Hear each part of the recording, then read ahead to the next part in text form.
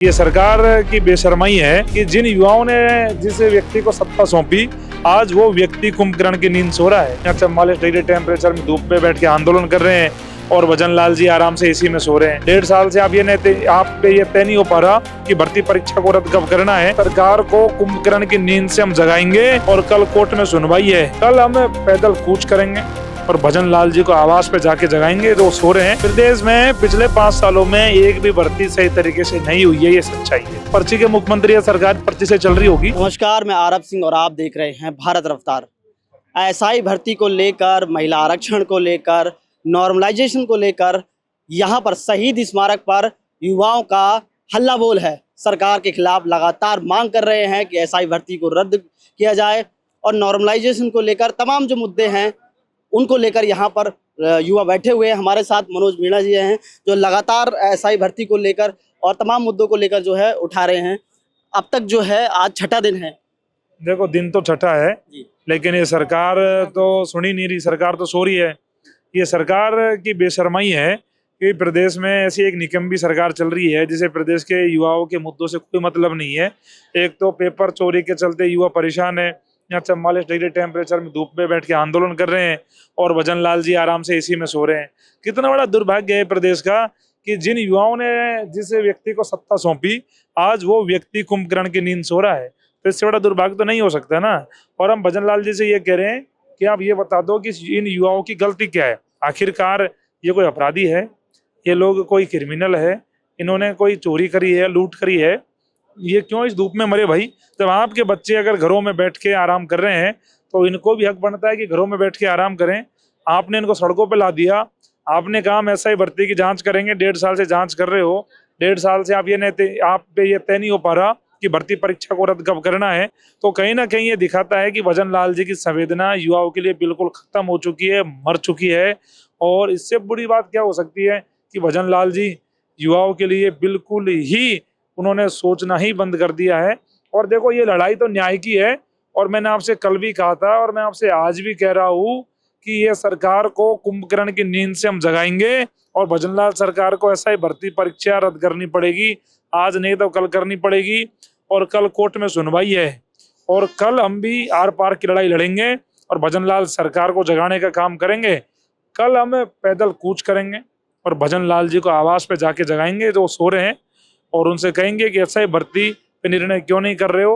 जब सारी कमेटी ने कह दिया, सारी रिपोर्ट आपके पास आ गई और पूरी प्रदेश की जनता कह रही है कि पेपर लीक हुआ है, आप क्यों नहीं बोल रहे हो? और कल हम पूरी ताकत के साथ में हनुमान बेनीवाल जी के साथ में सड़कों पर निकलेंगे और आर पार की लड़ाई लड़ेंगे और सरकार को दिखाएंगे कि युवाओं की ताकत क्या होती है। 17 पेपर और लीक है। आज आपने पेपर पढ़ा हो तो हाईकोर्ट एलडीसी के सारे छपे फोटो क्रम से। उन्होंने भी उस समय हाईकोर्ट 2022 एलडीसी भर्ती में डमी बैठाया, किसी ने पेपर लिया। और मैं ये लगातार कह रहा हूँ 2022 से ही, जब ये एग्जाम हुआ था उस समय से, कि इसमें फर्जीवाड़ा हुआ है हाईकोर्ट एलडीसी में और बहुत सारे लोग इसमें फर्जी है। 90% लोग फर्जी है। अगर हाईकोर्ट एलडीसी की जांच होगी ना तो ऐसा ही की तरह उसको भी रद्द करना पड़ेगा। प्रदेश में पिछले 5 सालों में एक भी भर्ती सही तरीके से नहीं हुई है, ये सच्चाई है। लेकिन भजन लाल जी एक परीक्षा पर निर्णय लेने में 1.5 साल लगा दिए, तो फिर मुझे लगता है कि ये भी 150 साल और चाहिए बाकी परीक्षाओं पर निर्णय करने को लेकर। तो लेकिन ये चलने वाला नहीं है। भजन लाल जी को थोड़ा सा इस बात पे ध्यान देना चाहिए कि अगर युवाओं के साथ में इस प्रकार से अन्याय हो रहा है और वो ध्यान नहीं देंगे तो कहीं ना कहीं दिक्कतों का सामना करना पड़ेगा। भजन लाल सरकार ऐसा क्यों इतना, आपकी आवाज़ जो है लगातार यहाँ से जा रही है, सरकार के पास पहुँच रही है, युवाओं की आवाज़ जा रही है, लगातार बेनीवाल जी धरने पर हैं। ऐसा क्या कारण है कि जो है सरकार सुनने का नाम क्यों नहीं ले रही? यार देखो, ऐसा है, भजन लाल जी के बच्चे होते तो सुन लेते हैं। हाँ, भजन लाल जी के बच्चे तो है नहीं ना। किसान के बच्चे हैं, उन्हें क्या फर्क पड़ रहा है? बढ़िया एसी चला रहा है ना 16 डिग्री टेम्परेचर पे, ठंडी हवा आती है उसमें, तो उनको चिंता नहीं है ना। चिंता तब होती है बाहर निकले नहीं है। हाँ, बाहर निकले नहीं है। अगर यहाँ भजन लाल जी का बालक बैठा होता तो भजन लाल जी को चिंता होती कि निर्णय होना चाहिए। अब भजन लाल जी के बच्चे तो है नहीं है यार। अब ये तो देखो बेचारे गाँव से आए हैं, इनके कंधों पे जिम्मेदारियों का वजन है, ऊपर से इनके कंधों पे बैग और है, तो कितना वजन युवाओं के कंधों पे है, आप अनुमान लगाओ यार इस बात से। अब भजन लाल जी के बच्चों पे थोड़ी वजन है। भजन लाल जी के बच्चों पे तो कोई वजन नहीं है, वो तो बढ़िया मौज कर रहे हैं यार। तो इसलिए समस्या है कि भजन लाल जी ध्यान नहीं दे रहे, क्योंकि भजन लाल जी तो मौज में है और बच्चे बढ़िया सीएमओ में आराम कर रहे हैं, तो क्या जरूरत पड़ रही है उनको। लेकिन अब ये चलने वाला नहीं है।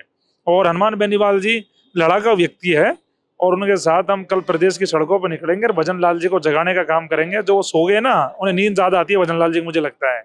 तो कहीं ना कहीं उन्हें जाके जगाएंगे कि ऐसे सोने से काम नहीं चलेगा। प्रदेश ने आपको कमान सौंपी है, तो आप प्रदेश की बेहतरी के लिए, प्रदेश की जनता के लिए, प्रदेश के मुद्दों पर आप काम करिए। इस प्रकार से काम चलने वाला नहीं है, और काम नहीं करेंगे तो इस बार आर पार की लड़ाई लड़ेंगे। नेताओं के वोट पड़ने के बाद 1 महीने में रिजल्ट आ जाता है और चुनकर पहुंच जाते हैं विधानसभा या लोकसभा। अच्छी बात है। स्टूडेंट लगातार तैयारी करता है, भर्ती का इंतजार करता है, उसके बाद उसकी परिणाम आता है, कभी कोर्ट में चला जाता है तो कभी पेपर लीक हो जाते हैं। क्या मांग करेंगे आपकी जल्द से जल्द जो है एग्जाम हो और भर्तियां की जाए? देखो, एग्जाम भी तय समय पे हो, लेकिन पारदर्शिता के साथ हो। एग्जाम तो समय पे करा लेंगे, पेपर लीक हो गया तो कोई फायदा नहीं है ना। पेपर लीक नहीं होने चाहिए ना। पेपर लीक जो हो रहे हैं वो बंद होने चाहिए, और पेपर लीक जो हुआ है इसको रद्द करके सरकार युवाओं के साथ न्याय करे।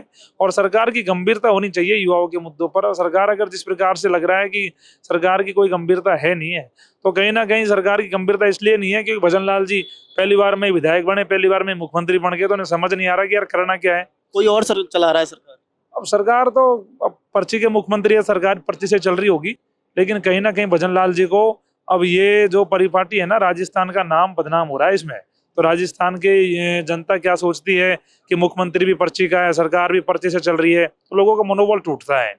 लोगों का मनोबल टूटता ही है ना कि यार मुख्यमंत्री तो हमारा ऐसा है, कमजोर है, खुद नहीं कर पा रहा कुछ। कोई तो कहते हैं अधिकारी चला रहे हैं, कोई कहते हैं कि कौन चला रहा है, राम जाने। तो भजन लाल जी को मैसेज देना चाहिए कि सरकार मैं चला रहा हूँ, मैं हूँ भजन लाल, मैं चला रहा हूँ सरकार। और भर्ती को रद्द करते मैसेज चला जाएगा। रद्द नहीं करेंगे, मैसेज गलत जा रहा है उनका। अब पता नहीं अब वो क्यों नहीं समझ रहे, या उनके आसपास जो लोग हैं वो समझा नहीं पा रहे होंगे शायद। लेकिन मेरा मानना है उन्हें समझना चाहिए, और सरकार की कमान खुद के हाथ में लेके युवाओं के साथ न्याय करें, भर्ती परीक्षा को रद्द करें। और ऐसे काम चलने वाला नहीं है। प्रदेश के युवा यहाँ फेल हो रहे हो। एक अंतिम सवाल पूछना चाहूंगा, अलवर में जो घटना घटित हुई है एक 14 साल की बच्ची के साथ में, तो कानून व्यवस्था जो है राजस्थान में फेल होती दिखाई दे रही है, उस पर भी क्या कहना है? कानून व्यवस्था तो फेल ही है ना राजस्थान में। कानून व्यवस्था कहाँ है? कोई व्यवस्था नहीं है। व्यवस्था होती तो पेपर लीक होते क्या? नहीं होते ना। पेपर लीक क्यों हुए बताओ? पेपर लीक कैसे हुए हैं? सारी चीजें अगर ये हो रही है तो कानून व्यवस्था का ही तो सवाल है साहब। और जो समाज में, मैं तो कहता हूँ इस प्रकार के जो दरिंदे लोग हैं, उनके लिए सरकार नए नियम का प्रावधान करे, उनको चौराहे पे लटका के फांसी दी जाए। समाज में ऐसी दरिंदगी को हम झेल नहीं सकते।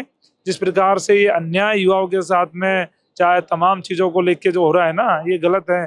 और बहनों के साथ, खास तौर से 14 साल की बच्चे के साथ में जो हुआ है, ये घटना अलवर की बड़ी निंदनीय है। और देखो अलवर में जो हुआ है वो उसने पूरे समाज को शर्मसार करा है। लेकिन भजन लाल जी को भी इस पे संज्ञान लेना चाहिए, और कानून व्यवस्था को दुरुस्त करते हुए जो भी उसमें संलिप्त पाए जाते हैं उनको चौराहे पर लटका के उनको फांसी दो। ऐसा नहीं है, ऐसे काम नहीं चलेगा कि हम उन्हें कार्रवाई करेंगे, बंद करेंगे। बंद तो अब आप जेब काटने वाले लोगों को करते हो ना, तो फिर क्या फर्क हुआ? आप उनको तो फांसी दो। बड़ा कांड है, बड़ा मामला है, तो फांसी की सजा मिलनी चाहिए ना उनको। ऐसे काम नहीं चलेगा। और ये बड़ी घटना है, और मैं सरकार से कहूंगा इस पे एक्शन लो। और सरकार एक्शन नहीं लेगी तो हम परिवार से भी मिलेंगे, और फिर सरकार को दिखाएंगे कि युवाओं की, आमजन की, गरीब किसानों की ताकत क्या है। तो हमारे साथ है मनोज मीणा जी, जो लगातार जो है एसआई भर्ती रद्द को लेकर जो है सरकार से मांग कर रहे हैं और युवाओं के साथ खड़े हुए हैं हनुमान बेनीवाल जी के नेतृत्व में शहीदी स्मारक से। बने रहिए हमारे साथ। भारत रफ्तार।